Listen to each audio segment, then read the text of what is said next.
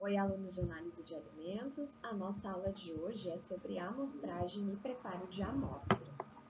Nesta aula, nós vamos verificar qual que é a quantidade de amostra a ser coletada, dependendo de cada característica de lote, quais equipamentos podem ser utilizados e algumas técnicas para preparo das amostras.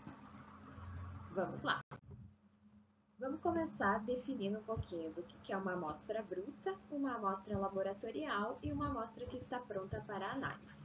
Então, a etapa de amostragem, ela vai sempre acontecer quando a gente tem um lote do qual a gente vai retirar uma amostra bruta. Depois dessa amostra bruta, dependendo do tamanho dela, ela vai precisar ser reduzida e homogeneizada para que a gente leve ela para o laboratório. É aí que a gente tem o que nós chamamos de amostra laboratorial.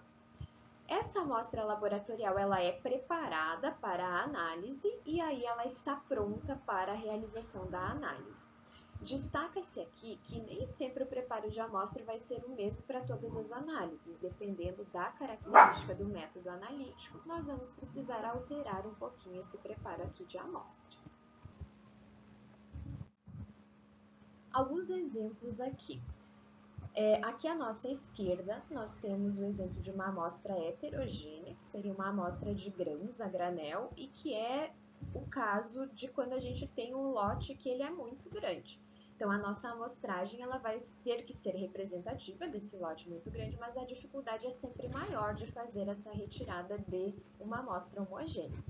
Já quando a gente tem uma amostra empacotada, como é o caso aqui de soja em grãos, já se trata de um lote menor e muito mais homogêneo, que nós temos muita facilidade, então, de coletar e levar para o laboratório.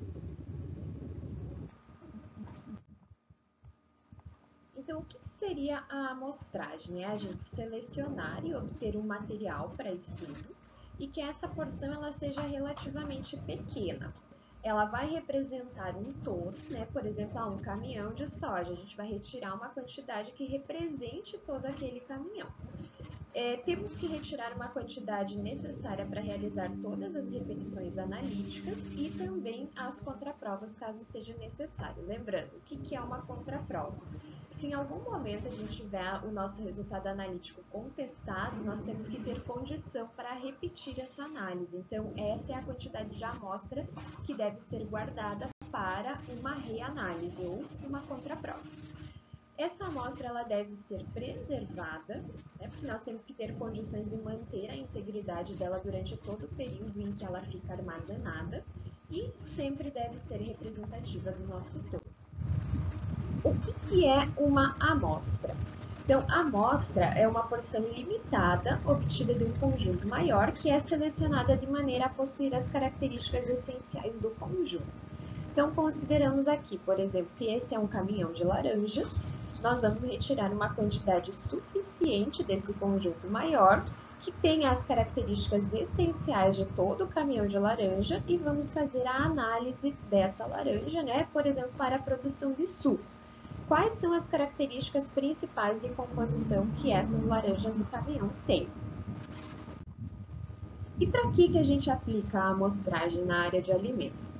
Então, a gente aplica para diversas funções, né? A amostragem, ela vai representar, por exemplo, uma matéria-prima que está a campo. Então, eu vou ter que fazer, por exemplo, de uma fruta, eu vou ter que fazer coleta de diversas árvores em diversas posições da planta para que tenha representatividade a campo. No descarregamento de matérias-primas, por exemplo, na indústria de alimentos, chegou um caminhão com trigo, por exemplo, uma indústria de farinha de trigo processar. A gente tem que ter representatividade desse trigo que chegou para que conheçamos a característica da farinha que ele vai gerar. Para armazenamento também, pois essas condições elas são fundamentais, né? Por exemplo, qual que é a umidade que nós temos de determinados grãos ou de uma determinada farinha para armazená-la por um tempo.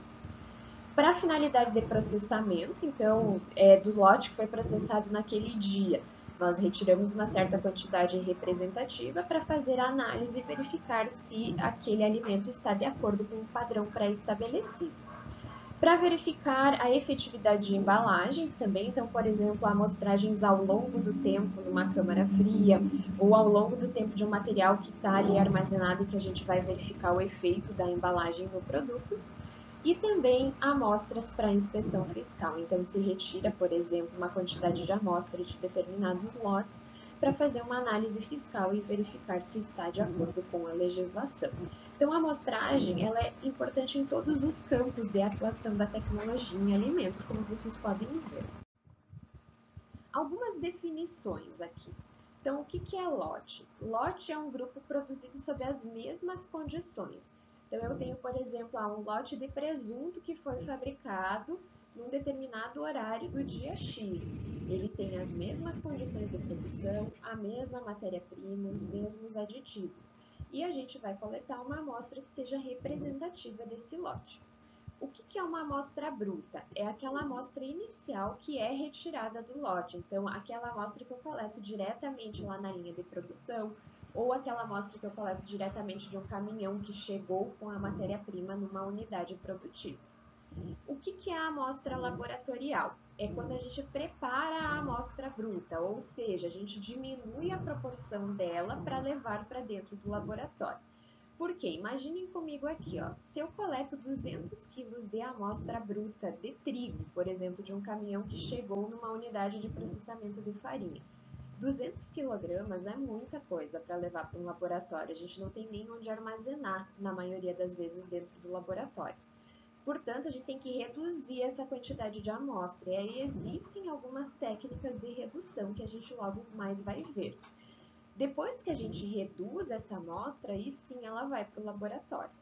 E a amostra para análise é quando ela é tratada ou preparada para uma análise em específico. Então, por exemplo, o trigo, que eu estou dando o exemplo aqui, quando ele é fracionado em menores proporções e levado para o laboratório, ele não vai ser colocado inteiro para uma análise de umidade, por exemplo. Ele vai precisar ser triturado para que a gente exponha mais os constituintes e deixe a água evaporar, por exemplo. Então, existe um método de preparo ou de tratamento da amostra. E a amostra a granel é aquela que nunca é fracionada em embalagens. Vamos ver alguns exemplos. Então, aqui a gente tem um exemplo do que é carne a granel, do que são grãos a granel, leite e ovos, por exemplo. O que é produto ensacado? Então, aqui a gente tem um exemplo, né, principalmente na área de grãos, é bem aplicável o uso dessas sacarias. Açúcar, café, por exemplo, também são outros exemplos de produtos ensacados. E produtos embalados em que a gente tem quantidades muito menores e que normalmente a própria embalagem ela vai ser coletada como um todo e vai ser representativa do lote. Aqui a gente tem um exemplo, né, então, do que seriam algumas informações que nos ajudam depois a caracterizar essa amostra, que é, por exemplo, o número do lote, daquela data de fabricação e daquela data de validade, por exemplo. E quais são os métodos que nós utilizamos para a amostragem de alimentos? Então, todos os laboratórios, eles têm que ter um plano de amostragem, eles têm que ter um documento, ou seja, um procedimento operacional padronizado, em que constem todas as normas que são utilizadas naquele laboratório para que a coleta da amostra seja realizada. Então, vai ser um padrão para cada laboratório. E existe uma norma de nível internacional, que é a norma brasileira 17.025 de 2001. Ela é uma norma internacional porque ela é baseada numa ISO, que ela determina quais são as normas para a amostragem em um laboratório que é credenciado a essa normativa, né, que segue os padrões dessa normativa. Essa é a mesma normativa que eu já falo para vocês há algumas aulas a respeito de organização de laboratórios, validação de métodos, então é um método já padronizado internacionalmente. Qual que é o objetivo da nossa análise? Esse é um ponto muito importante quando a gente vai coletar a amostra. Então, eu quero fazer uma análise físico-química? Não, a minha análise é microbiológica, ou então eu quero determinar um contaminante, né? Como, por exemplo, uma micotoxina lá no determinado cereal. Então, o objetivo da análise determina muito de como que vai ser a coleta da amostra bruta. O analito de interesse, ele também é muito importante para determinar um padrão dessa coleta. Por quê? Porque se a análise for centesimal, normalmente a gente precisa de uma quantidade maior de amostras para fazer toda a composição nutricional do alimento. Quando a gente faz análise microbiológica, normalmente a gente precisa fazer a análise de 25 gramas daquele alimento. Então, não é uma quantidade tão grande. Para análise centesimal, sempre vai se precisar de uma quantidade maior de amostra. Para alergênicos, micotoxinas, contaminantes de uma forma em geral, a gente tem que ter uma grande representatividade, mas a quantidade de amostra a ser analisada normalmente é muito pequena, porque a gente encontra proporções muito pequenas daquele analito ali no alimento. Que legislações em específico nós temos hoje para a amostragem? Nós temos uma legislação super antiga, que é de 1985, que ela indica como fazer um plano de amostragem. A NBR, né, a norma brasileira 17.025, baseada na ISO, que é a norma internacional 17.025, também nos ajuda um pouco a determinar esses padrões. E no Brasil, a gente tem uma normativa da Anvisa que é específica de amostragem para análise de micotoxinas, que foi publicada em 2002 e é a RDC 274. E qual que é a quantidade de amostra que a gente deve coletar? Então, como um padrão meio que geral para qualquer tamanho de lote que nós tenhamos, seja ele a granel ou de produto ensacado ou embalado, existe uma fórmula simples que é aplicável a todos os casos, que seria essa daqui. Ou seja, a amostra bruta é igual à raiz quadrada da nossa população mais x, que é um valor tabelado que normalmente se utiliza 1. Esse x representa mais ou menos como se fosse a precisão que eu quero alcançar e a exatidão dessa metodologia também. Então, por isso que normalmente se usa 1 como 100%, ou 0,99 como 99% de precisão e exatidão. Vejam que aqui a gente aplica o valor de raiz quadrada, né? Me desculpem, retomando aqui. Então, para esses casos, a gente vai utilizar, então, somente a raiz quadrada do tamanho da nossa população. Por exemplo, o caminhão é de 10 toneladas. A gente vai aplicar a raiz quadrada de 10.000 quilos e vamos somar o número 1 como uma precisão e exatidão de 100%. Outra forma também de amostragem que é muito aplicada na área de alimentos é o Military Standard, ou seja, o padrão militar de amostragem. Esse padrão ele é baseado em tabelas de codificação de amostragem. Então, dependendo do número do lote que nós temos, nós vamos verificar qual que é o nível de exatidão e precisão que nós queremos, né, para a nossa análise, e aí vai ter um número já bem estabelecido para cada um desses códigos de qual que é a quantidade que eu devo amostrar. Há também algumas técnicas de amostragem que são baseadas no tamanho do lote que nós temos. Aí, nesse caso, o que a gente vai considerar? Quando o lote é muito pequeno, como uma embalagem individual, por exemplo, de salame que já está fatiado, ele é um lote bem pequeno. Então, o que a gente vai fazer? Vai coletar toda aquela embalagem e vai preparar toda a embalagem para análise e dali retirar uma pequena porção a ser analisada. Então, a nossa amostra bruta, ela vai ser todo o lote. Essa amostra integralmente vai ser levada ao laboratório e vai ser preparada para análise. Lotes grandes, então, por exemplo, quando a gente tem um lote de produção de uma determinada tarde numa indústria que processe pepino em conserva, por exemplo, a gente vai ter um determinado número de vidros que foram produzidos. Por exemplo, aquela indústria produziu 2.000 vidros de pepino em conserva naquele dia. Então, como que a gente considera essa amostragem? A gente faz uma amostragem de mais ou menos de 10 a 20% do número de embalagens que foram produzidos naquela tarde, ou então de 5 a 10% do peso total. Então, aplicamos um percentual e retiramos uma quantidade de vidros que foram produzidos naquele caso. E quando os lotes são muito grandes, outra possibilidade também é usar uma equação um pouco diferente da anterior, que seria N, que é a nossa amostra bruta, igual ao grau de precisão do método, vezes a raiz quadrada da população. Então, digamos que a gente tem um caminhão lá de 50 toneladas de milho que chegou numa indústria de processamento. Como que a gente vai fazer a aplicação dessa fórmula aqui? Nós vamos fazer uma amostragem com 99% de precisão. Então, a gente vai usar aqui no lugar do C 0,99, que seria 99 dividido por 100, e vamos fazer a raiz quadrada desses 50 mil quilos, que é a nossa população. E aí a gente chega ao valor em quilos que nós vamos amostrar como amostra bruta. É óbvio que nesses casos a amostra bruta ela vai ser muito grande, então ela vai precisar ser reduzida para ser levada ao laboratório.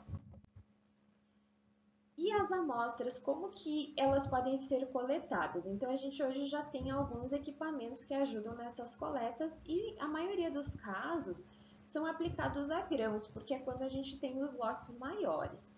Então, aqui, por exemplo, quando a gente precisa fazer uma coleta de uma sacaria, existem os caladores, que a gente perfura com o próprio calador essa sacaria, faz a coleta, porque aqui dentro do calador vai servir uma certa quantidade de grãos e depois consegue-se fazer o fechamento daquele furo, né, que foi feito para a coleta e a sacaria fica intacta. Então se faz uma retirada de uma pequena porção.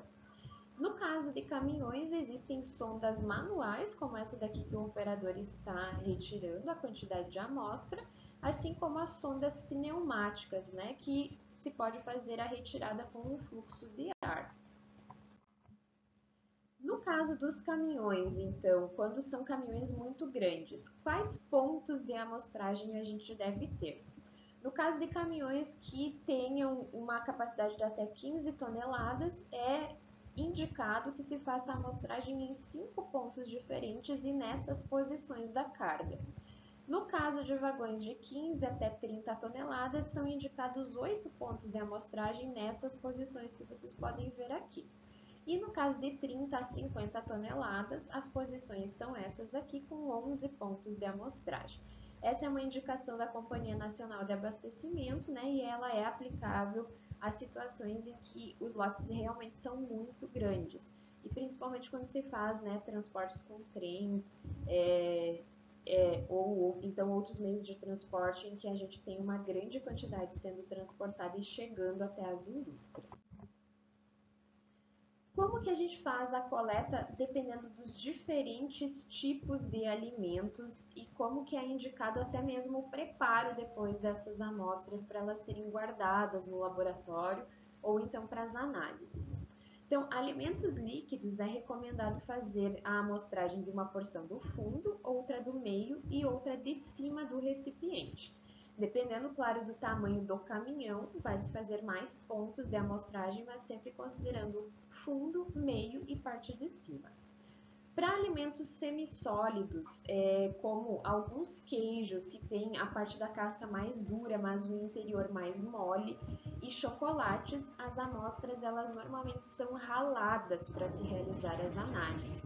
Então, por exemplo, se a minha amostra é uma barra de chocolate, a coleta é da amostra como um todo, né, do lote como um todo, enquanto amostra. Vou ralar a barra de chocolate inteira e aí vou levar para o laboratório. Há uma indicação de realizar quarteamento quando os lotes são muito grandes, que a gente já vai ver um pouquinho nos próximos slides. Para alimentos que sejam úmidos, como carnes, vegetais ou peixes, a indicação sempre que o preparo seja realizado picando ou moendo a amostra, fazendo uma mistura para homogeneização e depois realizar o quarteamento, sempre estocando sob refrigeração ou congelamento.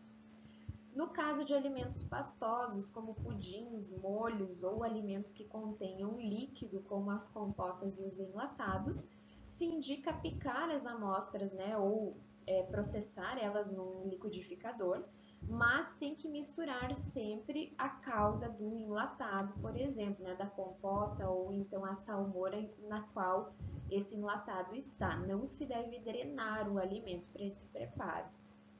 E alimentos em emulsão, como manteiga e margarina, a indicação é o aquecimento da amostra a 35 graus para conseguir homogeneizar bem as fases, já que se tratam, né, de emulsões de água em óleo, para não acontecer a separação dessas fases. Então, aquece um pouquinho, homogeniza bem e daí retira uma alíquota para análise. Sempre lembrando que esse aquecimento da emulsão deve acontecer no momento que se vai realizar já a análise em questão. Como que se faz redução das amostras? Então, a redução das amostras, ela costuma ser realizada em equipamentos quando a gente tem lotes muito grandes, né? Quando coletou uma amostra bruta muito grande. Então, aqui a gente tem alguns exemplos de divisores de amostras, do tipo Borner, o tipo Jones, que é na forma de rifles, e o tipo Gamay, que é centrífugo. Mas o que esses divisores de amostras vão fazer? Basicamente, eles vão fazer o que a gente chama de quarteamento da amostra, que é a gente pegar uma determinada quantidade de amostra, aplanar ela, né, deixar ela numa superfície plana e dividir ela em 4 partes diferentes. Então, por exemplo, aqui a gente está com uma representação num círculo. Essa amostra ela é dividida em 4 partes diferentes, das quais a gente vai eliminar 2 pontos opostos e vamos pegar os outros 2 pontos opostos aqui e homogeneizar. Aí a gente vai novamente aplanar a amostra, remisturar ela e dividir em 4 partes. E aí a gente vai retirar somente uma parte para a análise, a gente vai descartar as outras 3. Esse é o processo que a gente chama de quarteamento e que nos ajuda a diminuir a quantidade de amostra que a gente leva ao laboratório. Ela pode ser feita quantas vezes forem necessárias e pode-se utilizar, então, aqueles equipamentos específicos para isso, principalmente no caso de análise de grãos. Aqui a gente tem mais alguns exemplos. Esse seria o amostrador centrífugo, né? Então, por exemplo, em que a amostra é aplanada aqui dentro dessa parte do equipamento e aí ela é dividida em várias partes, das quais se retiram alguns lados opostos para homogeneizar e depois ter como uma amostra laboratorial. E aqui a gente tem o caso do uso de rifles, né, em que a amostra é toda colocada aqui dentro, é dividida em 2 partes, uma delas é descartada e a outra vai ser levada para mais um quarteamento ou então para o laboratório para que as análises aconteçam. Sempre importante lembrar que as amostras devem ser identificadas corretamente, então sempre deve ter uma etiqueta de identificação. Essa etiqueta deve ser bem protegida das situações em que as amostras podem ser umedecidas, como por exemplo dentro de um freezer ou de uma geladeira. E é importante que conste sempre um código, né, porque muitas vezes o analista não precisa saber de quem é aquela amostra para garantir um pouquinho mais de ética na geração dos resultados, mas deve-se ter um bom rastreamento, né, de qual amostra é essa. A preservação da amostra ela pode acontecer de diversas formas. Então, por exemplo, vegetais em que acontece a ação de diversas enzimas, como por exemplo o próprio escurecimento enzimático, né? Ele não é ideal enquanto você está preservando uma amostra. Então, para muitas dessas amostras é recomendado fazer o branqueamento, como é o caso aqui do brócolis, que é uma amostra que se recomenda fortemente branquear se a amostra precisar ser preservada por um longo período de tempo. Quando a gente quer diminuir as mudanças lipídicas, principalmente a oxidação, a rancificação, quando são amostras muito oleaginosas, a gente usa o congelamento. E esse congelamento ele pode ser um congelamento em nitrogênio líquido, para que seja mais rápido, né, e preserve ainda melhor as características da amostra. Para evitar o ataque de micro-organismos, o que é que a gente faz? Pode ser aplicada a secagem, pode ser aplicada a liofilização, podemos fazer congelamento dos alimentos e, em determinados casos, quando não modifica as características da amostra, alguns conservadores químicos podem ser adicionados naquele tipo de produto. É algo que raramente acontece, né? Porque normalmente a gente não quer o conservador ali atuando no alimento para conhecer a sua composição química, mas em alguns casos específicos vai ocorrer a necessidade. Uma forma das mais utilizadas para preparar as amostras para as análises é a desintegração química. Ou seja, utilizar moinhos, por exemplo, para conseguir transformar um grão de milho numa farinha de milho e facilitar as análises no laboratório. O uso de liquidificadores, como por exemplo para analisar um pepino em conserva, um pêssego em calda, né, em que a gente vai utilizar a calda ou então a salmoura no próprio preparo. E moedores, como é o caso da análise de carnes, por exemplo. Então, sempre se fragmenta e diminui muito a proporção, né, daquele alimento em pedaços muito menores para que fique mais acessível de a gente conseguir fazer a extração da macromolécula que nos interessa ser analisada. Muitas vezes a gente usa desintegração enzimática, isso é muito aplicado em frutas, especialmente quando o objetivo da indústria é produzir sucos. Então, a desintegração enzimática já nos ajuda a promover a quebra de alguns polissacarídeos que deixam a amostra mais fácil de ser analisada. E, em muitos casos, a gente vai fazer desintegração química. Esse é um método que a gente aplica muito na análise de minerais. Por exemplo, eu quero saber quanto de selênio tem lá na castanha. A desintegração química com ácidos fortes é o método mais utilizado para preparar essa amostra para análise, por exemplo. Então, o que a gente viu na aula de hoje? O que é importante ter em mente? Que a amostragem é uma etapa crucial na análise de alimentos e quanto mais rigorosa ela for, menor vai ser a chance de termos erros.